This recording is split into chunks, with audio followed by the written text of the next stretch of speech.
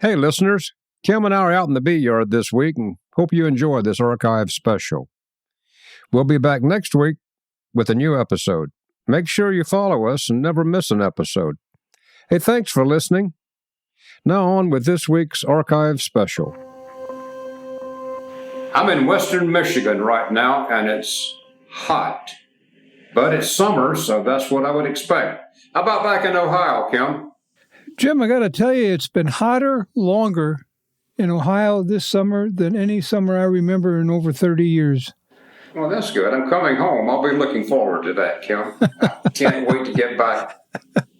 Yeah, you can leave your coat up there. I'll do it. Hi, I'm Jim too. And I'm Kim Flottam. And we're talking to you today from Honeybee Obscura, where our subject is hot bees and how to live with them. Or not. Or not, as the question may be.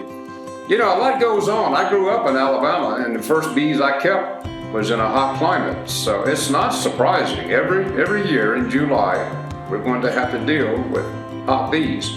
You are listening to Honeybee Obscura, brought to you by Growing Planet Media, the folks behind Beekeeping Today podcast. Each week on Honeybee Obscura, hosts Kim Flottam and Jim too explore the complexities, the beauty, the fun, and the challenges of managing honeybees in today's world. Get ready for an engaging discussion to delight and inform all beekeepers.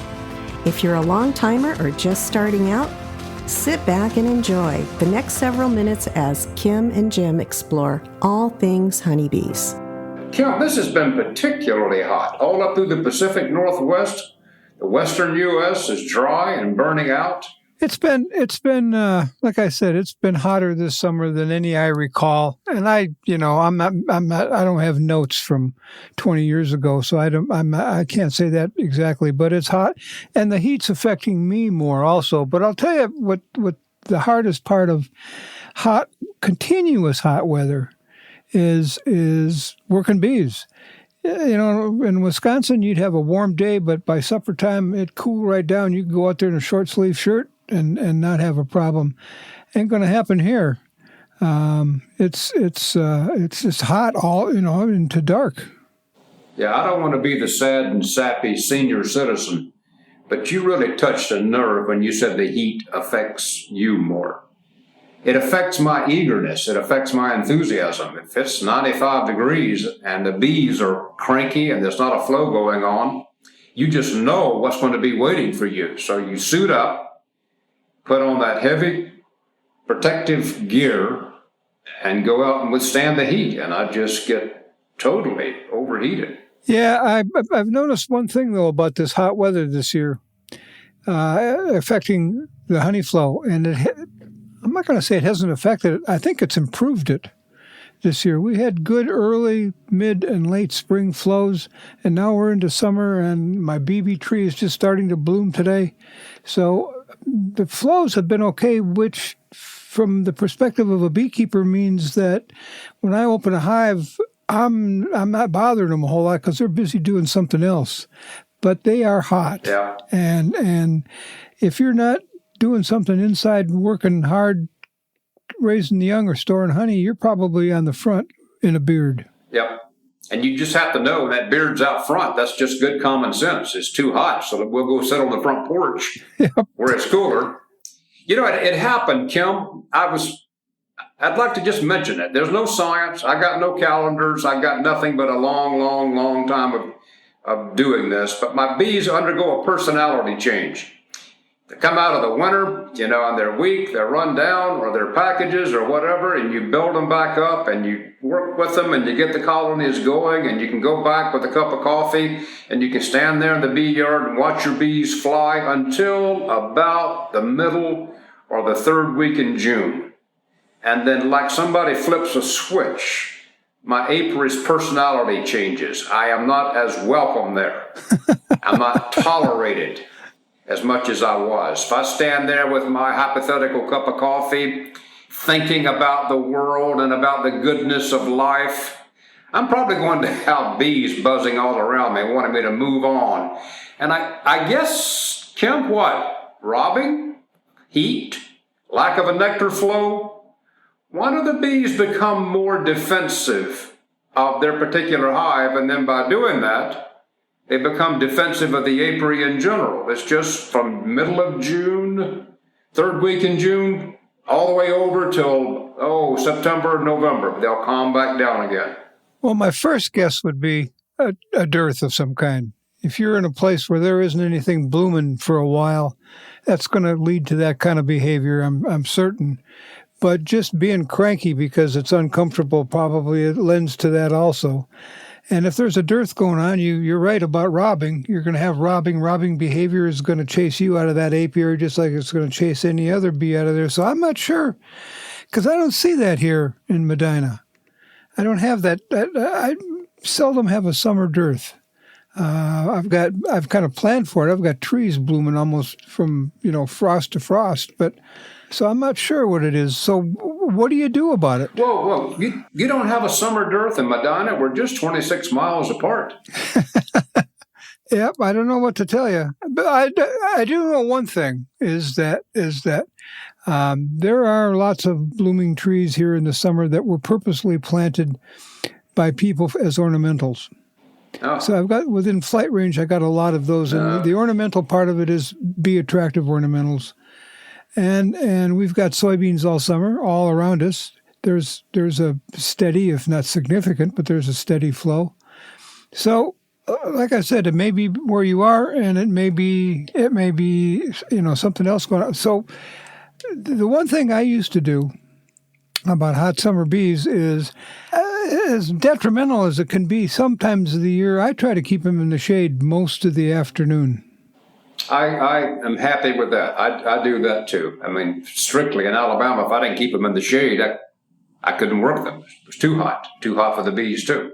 Yeah, and one of the things I used to do, I don't do it anymore. I just have them sitting in my yard where I get afternoon shade. But I used to have sort of a wagon on the pallet that they sit on, and I was able to move that back towards shade a little bit every day until by the time it got really hot, they were in the shade in the afternoon. Then I could put it back in the sun, and when it got fall and winter. I've never heard of such a thing. But you can move them a foot or two a day, and yeah. They don't mind. So I mean, there's that option. The other option, of course, is to just leave them where they are in the shade, or leave them in the full sun and maybe put up with what you have to put up with. Well, full sun and moving and all these kind of things certainly comes to mind, but the thing that comes in right away is water.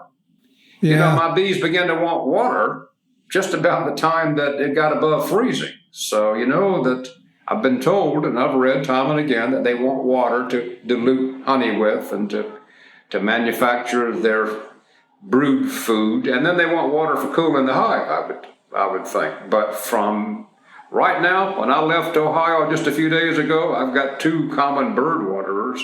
And they both had hundreds and hundreds of bees struggling with each other, fighting with each other to get that little bit of water I put out there for them. So there's the water issue. Where are they going? To my neighbor's pools, to my neighbor's bird watering devices, to ditches, or wherever. But they're on the prowl for water.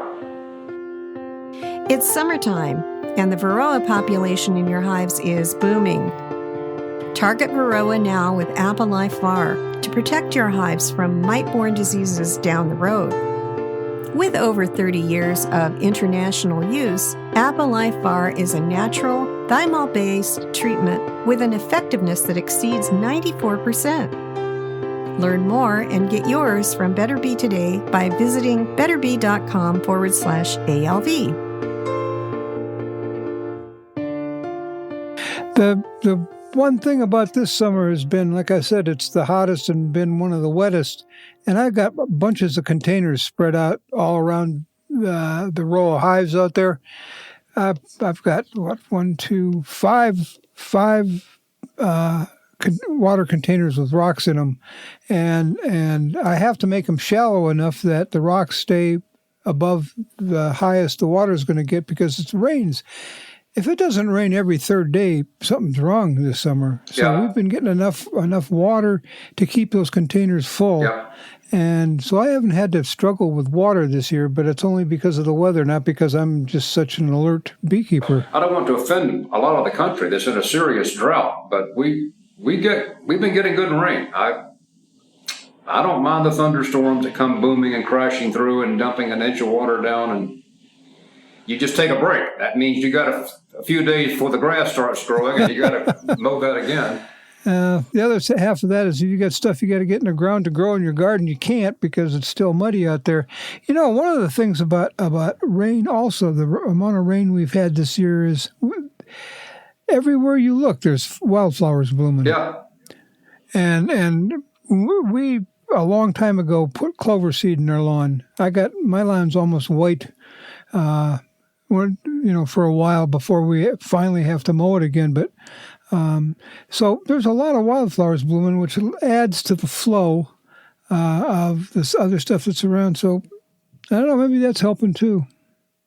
When it all begins to look good, it's just that summer beekeeping. I have a bit of a drought. I have a bit of a dearth. You say that you don't, but it'll pick back up. And right now, you're right. There's summer flowers, and I have a BB tree that is just starting to bloom. I don't think it's as large as yours, and that's a helpful thing to have there too.